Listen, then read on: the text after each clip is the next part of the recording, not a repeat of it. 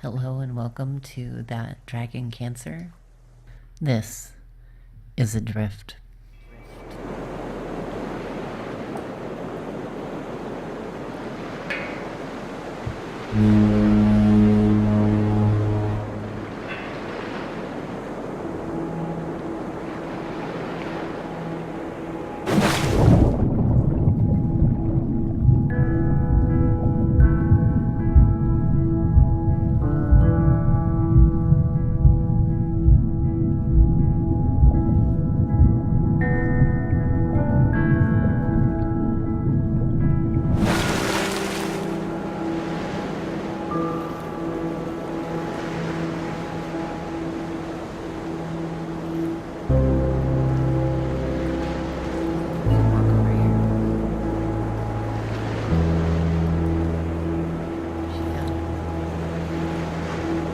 I have so many things stirring around in my spirit that I have to write to settle myself and find God's wisdom in the midst of chaos.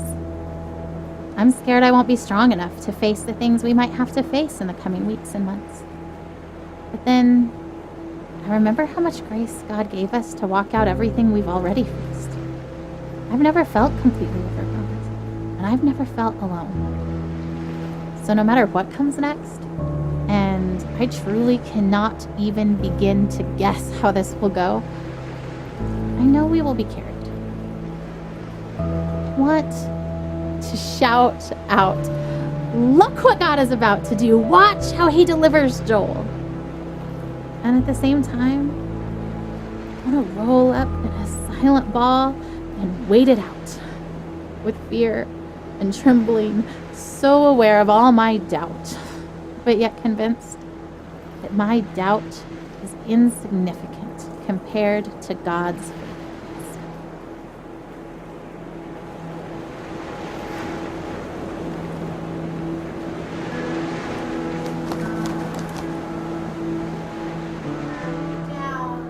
Guys, are you ready for bed? Joel, lay down. Okay. It was like Should we do a song? Oh, sure. Okay, big boys, why don't you come in here and we'll sing the littles a lullaby. I'm tired. I know, it's bedtime. Ugh, okay. Oh, Elijah, lay down. Babe, did you even check in his mouth? Who's Joel? No. Joel has chicken stuffed in his cheeks from dinner.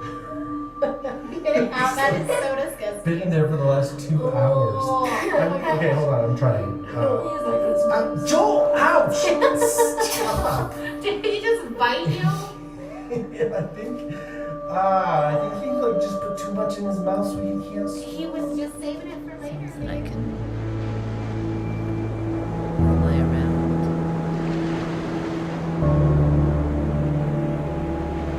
Yeah, this one.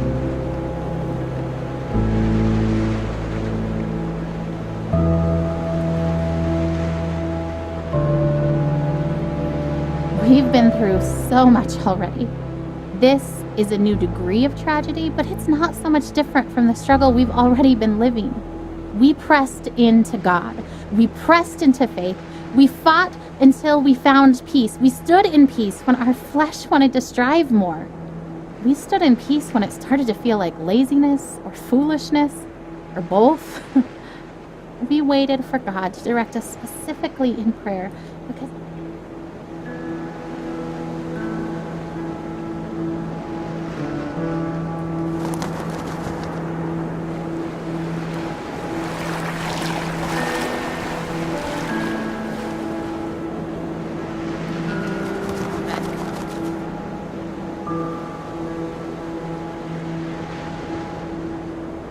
Or you're steering towards the cancer.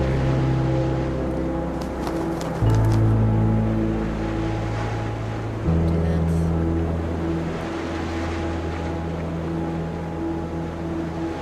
The ravenous reverie of waking is but a distant memory. Or was it a dream? I can't remember the last time I woke up hungry. Not so long ago, carefree, welcoming the challenge of yoga on paddleboards, springing through the rain and over puddles at the reservoir track. Weathering several storms since entering the first battlefield over 2 years ago. a succession of precise scalpels, high-energy beams, and pharmacological strategies, a journey no one asks for.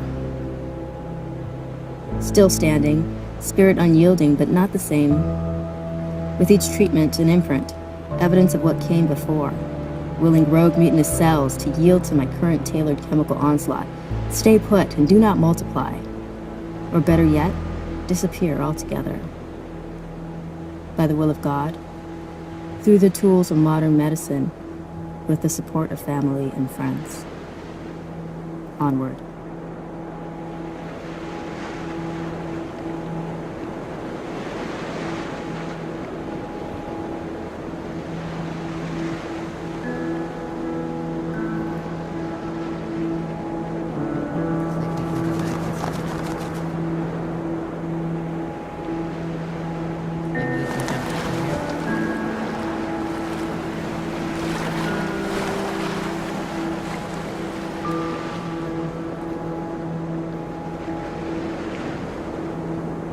As this long day draws to a close, I am tired, but not sleepy.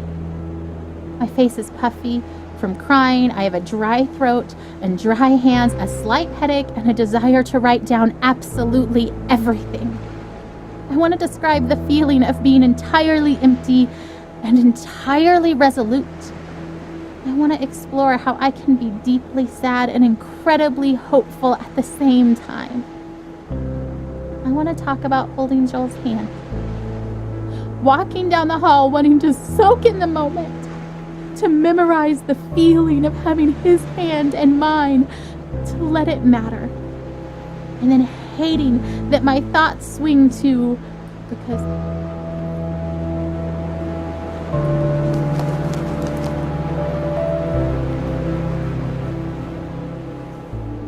So, how long will we be in California? I don't actually know. That's kind of why we're packing up everything, is because if the trial works really well, then maybe we'll stay in California for a really long time. Like, as long as it keeps helping Joel, then we want to stay and do the best we can for him and stay there where he's getting help. But if the medicine starts to not work, as soon as it's not helping him, I promise we'll come back home. Are we going to Disneyland? Yeah, of course. What do you think, Caleb? You okay with leaving for so long? I'm kind of excited, but I'm kind of not. I mean, I think it'll be fun, but I just don't like missing school. Oh, yeah? You're the only 8-year-old to ever. That's amazing. I hate to miss school, huh? But, like, why? Well, I just hate having all that.